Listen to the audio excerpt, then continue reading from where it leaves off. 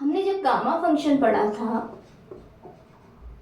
Beta function, जब gamma function पढ़ा था तो हमने n है उसे क्या माना था, पॉजिटिव रैशनल नंबर। ठीक है, अब यहाँ पे हम दो नंबर लेंगे, वहाँ तो सिर्फ एक लिया था। इसकी डेफिनेशन में देखिए, इसकी डेफिनेशन कि वहाँ पे हमने n लिया था, n कैसा लिया था, पॉजिटिव रैशनल नंबर। अब हम दो नंबर्स लेंगे, m और n पॉजिटिव रैशनल नंबर्स हैं।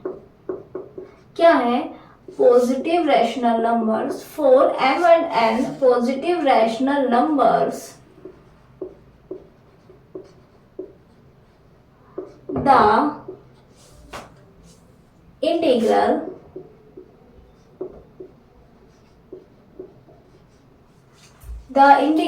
integration of x raised to power, the integration 0 से 1 x raised to power m minus 1 minus x raised to power n minus 1 dx is called beta function. Beta function and denoted by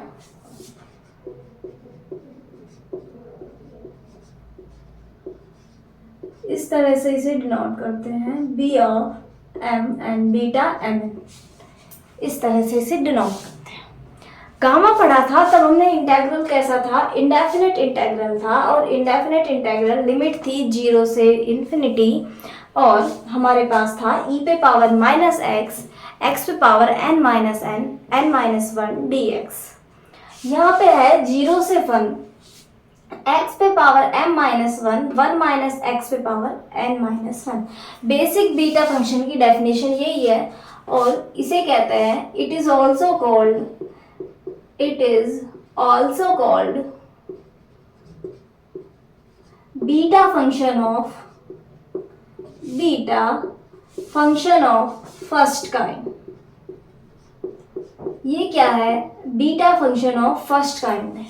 तो कोई second kind होगा एक हमारे पास, उसे हम किस तरह से लेके आएंगे। ये होता है beta function of first kind in 0 से 1 x पे power m minus 1 minus x पे पावर n माइनस 1 dx, और बीटा mn से इसे डिनोट करते हैं।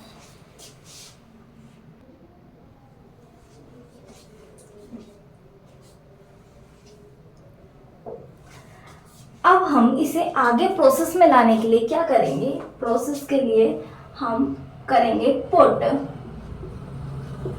x बराबर y अपॉन 1 प्लस वाई। ये हम पुट करेंगे x बराबर y अपॉन 1 प्लस वाई।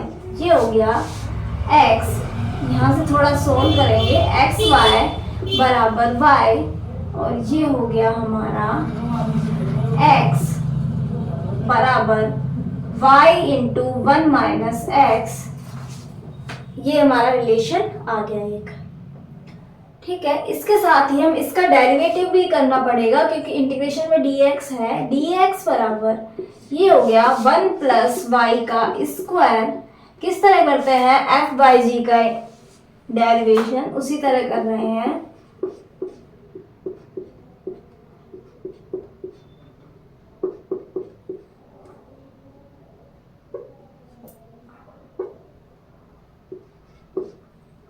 और ये आ गया हमारे पास 1 अपॉन 1 प्लस वाई का स्क्वायर। ठीक है, अब इसे हम पुट करते हैं कहाँ पे, इसमें, यहाँ पुट करते हैं साइड में। क्या पुट किया हमने, उसमें पुट किया इंटीग्रेशन। अब लिमिट्स पे भी बात कर लेते हैं। लिमिट्स किस तरह आ जाती हैं, जब हम 0 लगाते हैं, y 0 और ये 0 तो 0 लिमिट। लेकिन जब हम 1 पुट करते हैं, सॉरी x में पुट करेंगे ना लिमिट, तो y की तो लिमिट हमें निकालनी है। अब जब x को 0 पुट करते हैं, ये हम यहाँ से हमारे पास आ गया y बराबर, यहाँ से आ गया y बराबर x अपॉन 1 माइनस एक्स। जब हमने x को 0 पुट किया लिमिट लेने के लिए, तो y भी 0 लिमिट आ गई। जब हम x को 1 पुट कर रहे हैं, अपर लिमिट 1 है, तो y हमें मिल रहा है इन्फिनिटी। ये आ गई हमारी लिमिट्स, लिमिट आ गई हमारी 0 से इन्फिनिटी। x को क्या पुट, x की वैल्यू रखो y upon 1 plus y, power कितनी है m माइनस 1, इस पे पावर m माइनस 1। दूसरा है 1 माइनस एक्स, 1 माइनस एक्स निकाल लो, 1 माइनस एक्स है y upon 1 plus y, 1 minus x निकाल रहे हैं ना, और ये हो गया 1 plus y minus y by 1 plus y, ये हो गया 1 अपॉन 1 प्लस वाई। किसकी वैल्यू आ गई, 1 माइनस एक्स की वैल्यू 1 अपॉन 1 प्लस वाई, हमने लगा दी 1 अपॉन 1 प्लस वाई। इस पे पावर कितनी है n माइनस 1, फिर dx की वैल्यू ये है 1 अपॉन, इंटू में dy भी तो आता यहाँ पे, ये जो 1 है ये dy ही आता दोनों जगह, तो dy 1 प्लस वाई का स्क्वायर dy, ये हो गया। अब इसे करते हैं, ऊपर तो हमारे पास है y पे पावर m माइनस 1 और नीचे बचा 1 प्लस y पे पावर कितनी m minus 1 plus n minus 1 plus 2, यानी m प्लस n और dy।